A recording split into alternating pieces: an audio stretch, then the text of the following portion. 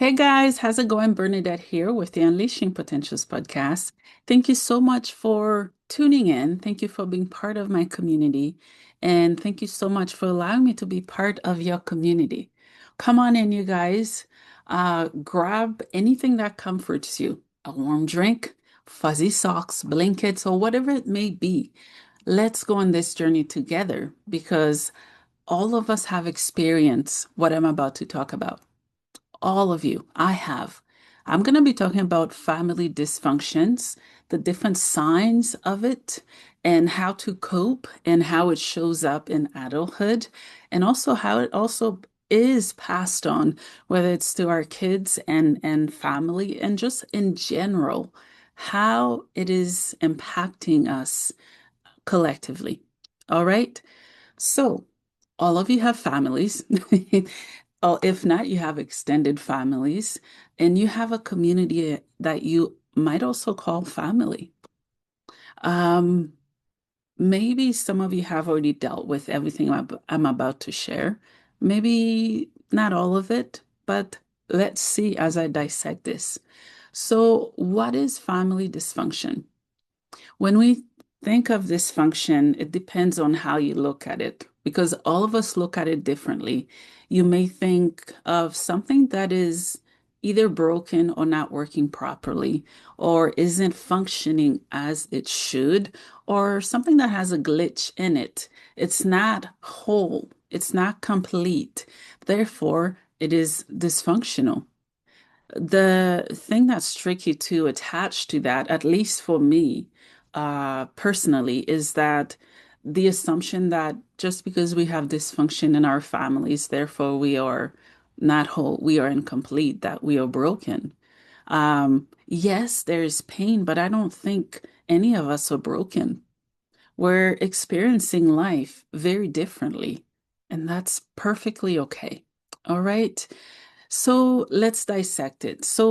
Family dysfunction is any types of behavior that is constant, whether it's emotionally, psychologically, or physically. It could be the needs of different members of your family, especially children. Okay. And having a dysfunctional family, it's not necessarily a bad thing. It doesn't make you a bad person. It just makes you human. It's an experience that you're going through. And I think sometimes how society look at it or makes some people feel about where they're from is wrong. All right. And yeah, I'd love to hear from you guys. I always mention this every single video. Type in the comment anything that I'm sharing that resonates with you or anything else you want to share. All right. And let's get this going. Let's keep it going. Okay. And there are so many ways that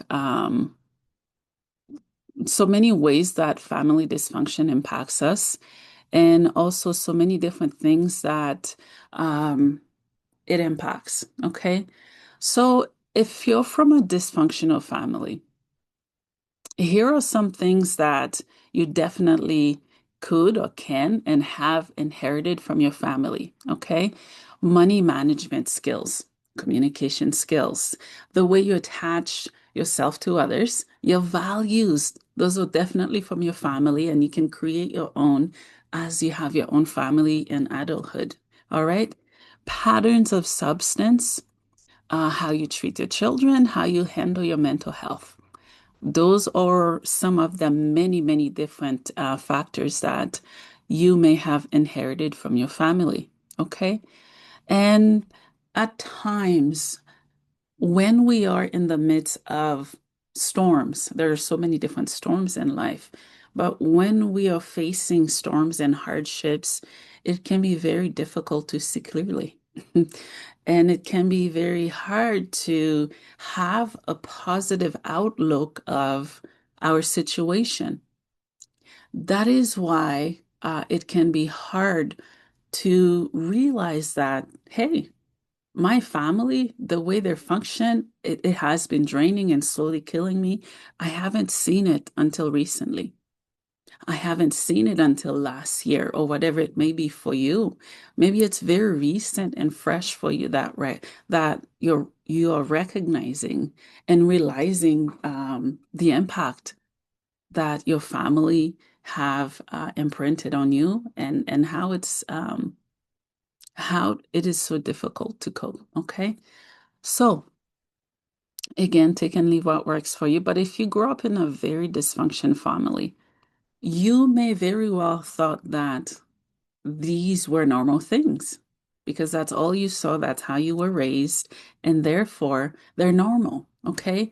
Number one, forgiving and forgetting with no changed behaviors, moving on as if nothing happened, covering up problems for other people, denying that problems exist, keeping secrets that needs to be shared, pretending to be fine, not expressing your emotions, and being around harmful people.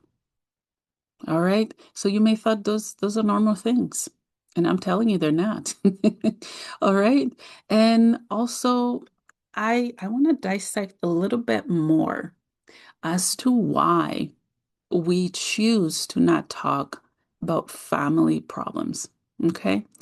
I said choose. I want to be very careful with the choice because at times not all choices are actual choices. Okay, if that makes sense.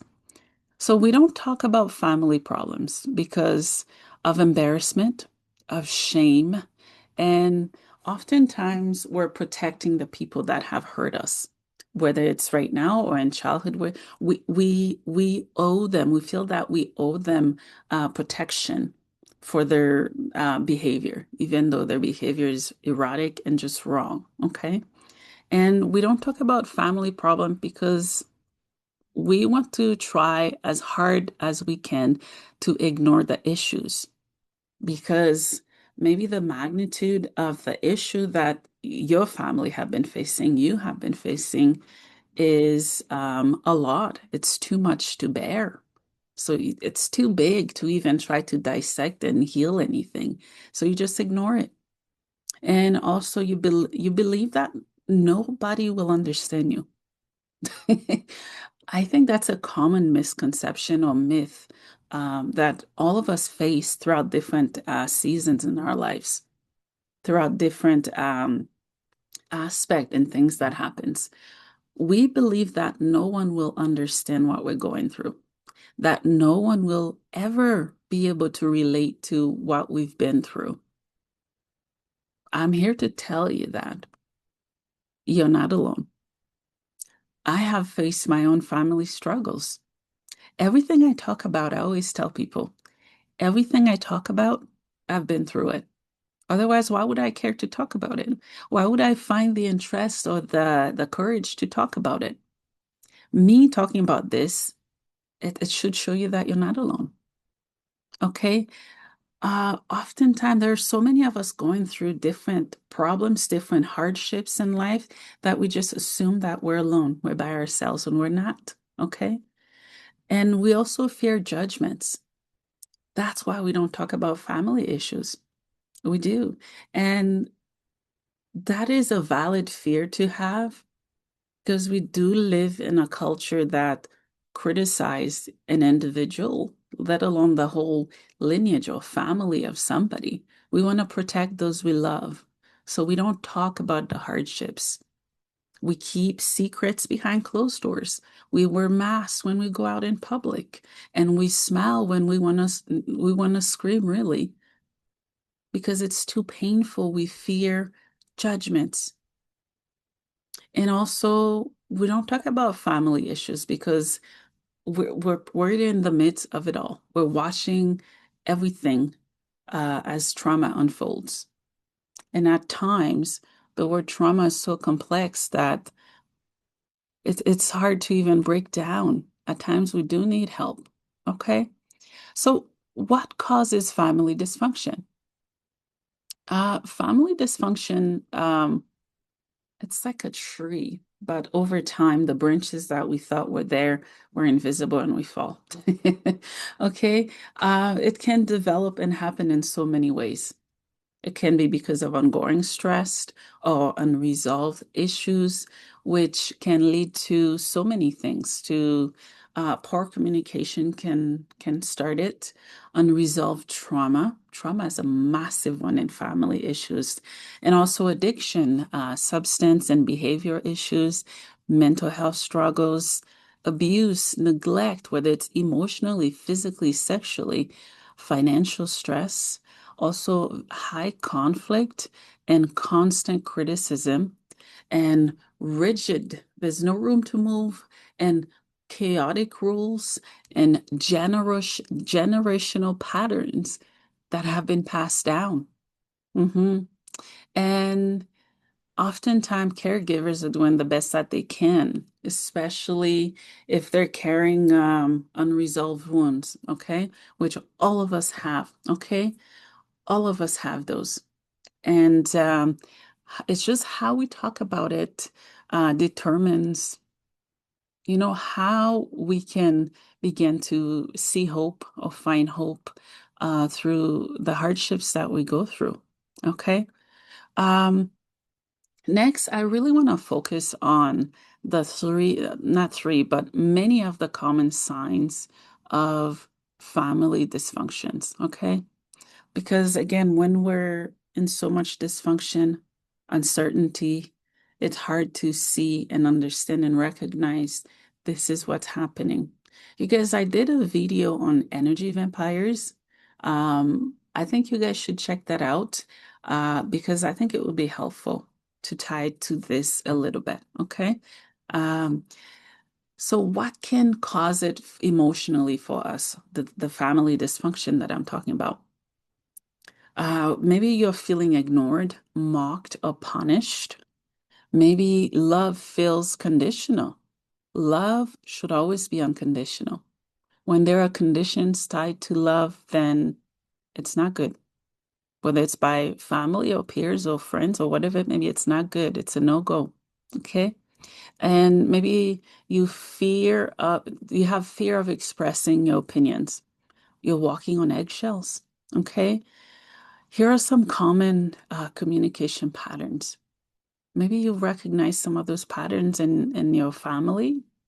Maybe you're just realizing it now, okay? Because it can take time to realize, okay? Maybe you're silent instead of solving problems. You may think, what is the point of solving problems that are so big to solve? And at times, some of us, we may feel the responsibility to be a caregiver, to be anything and everything that we lacked in childhood. Okay.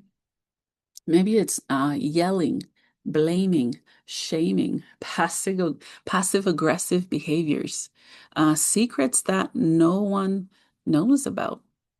Okay. You'd be surprised, you guys, and families, how many families or individuals that take secrets to their grave and people did not know about it. Okay.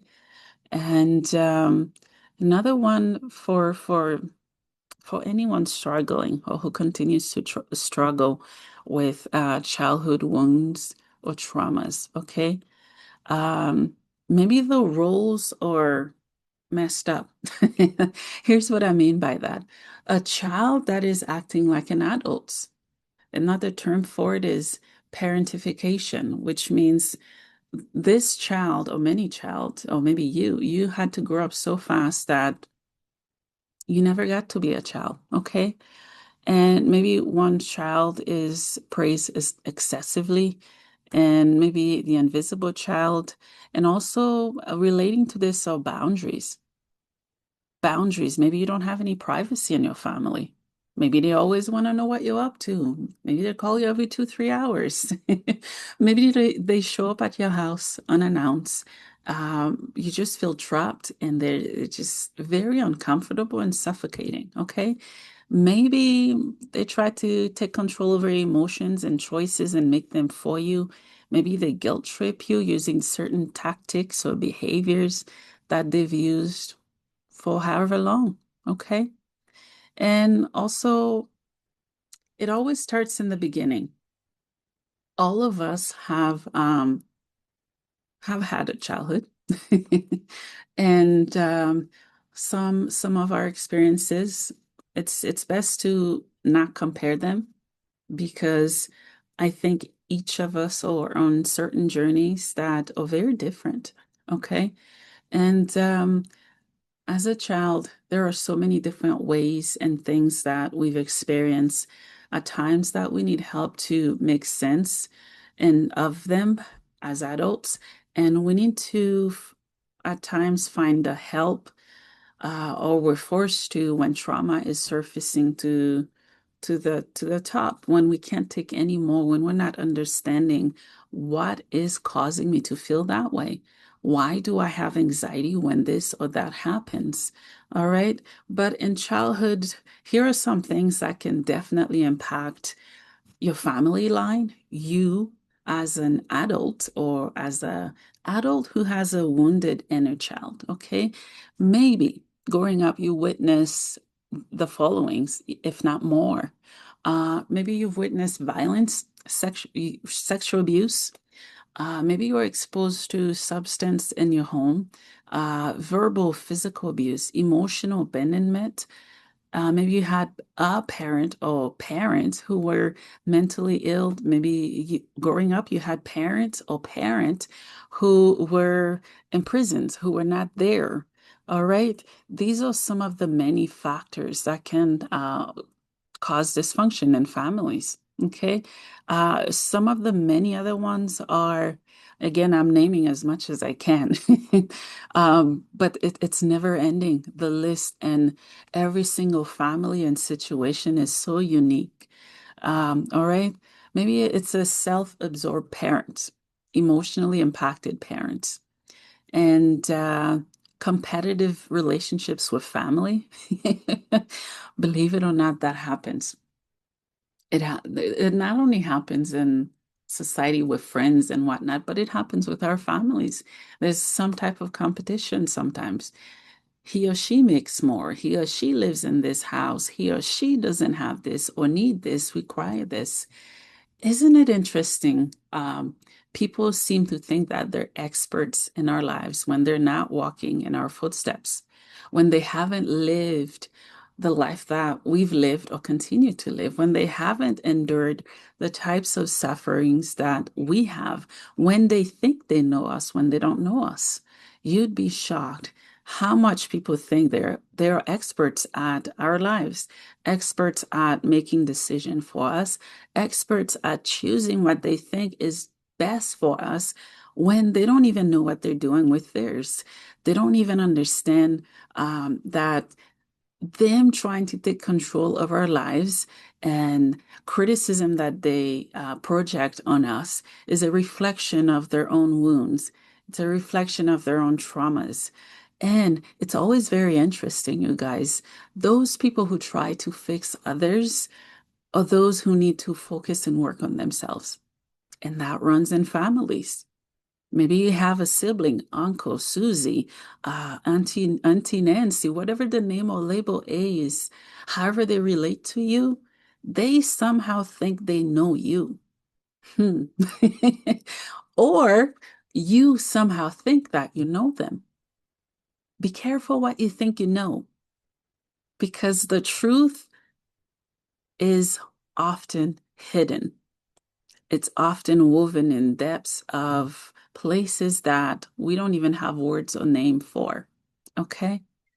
And also maybe children parent their parents. It happens. It's a thing. And I think it depends on how you grow up. Okay. At times this is culturally. Okay. Um, I know for me, I'll expand more on this. I know for me, growing up in Haiti, it's absolute culture shock when I first came here, you guys. And it still is. It continues to shock me.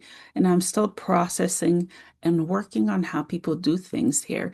Not to judge it, but I am here trying to bridge and make sense and marry two separate cultures that I have been so blessed to exist and be part of. I've had to make sense of a lot of things that I thought was because that's how I grew up. Why isn't it like that here? Okay. So for me growing up, I've shared that I was born on the street in Haiti. My mom was fleeing from my dad abuse. I did a video or short few clips on it. Feel free to check it out on the channel. I've also shared my adoption story. But for me, growing up, it was militant. I grew up in different homes. I jumped from home to homes to homes. And oftentimes I wonder why. But I am blessed and grateful that it is. And I stopped questioning the why. Because if it hadn't been so, I wouldn't have gained experience.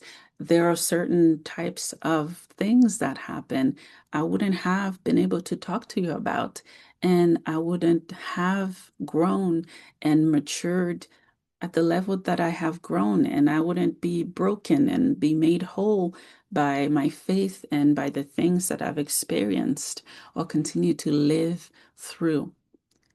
But growing up, my dad, he thought he was the head of the household. Um, Normally the women work and there was abuse, substance and all of it. Okay. So as an adult, I feel like I'm parenting my mother.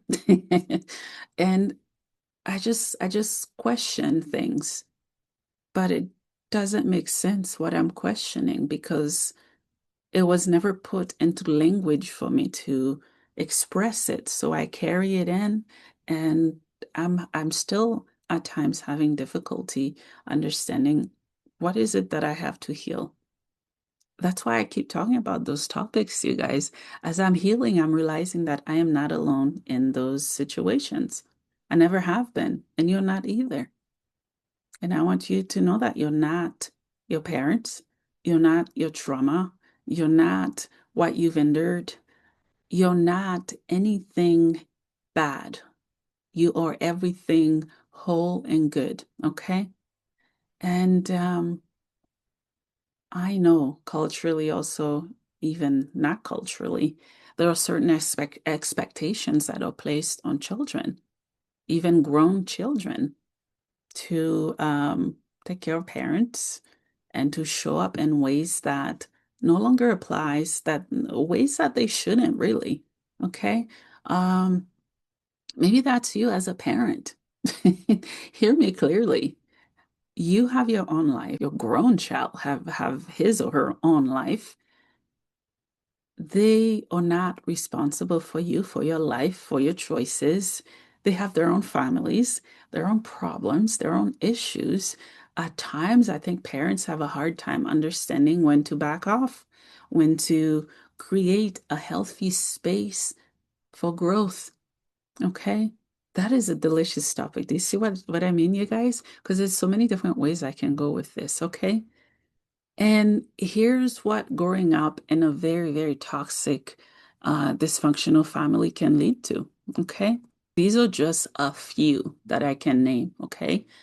Low self-esteem, anxiety or people pleasing, difficulty trusting other people, trouble setting boundaries, fear of conflict or fear of abandonment, strong inner critics. Okay.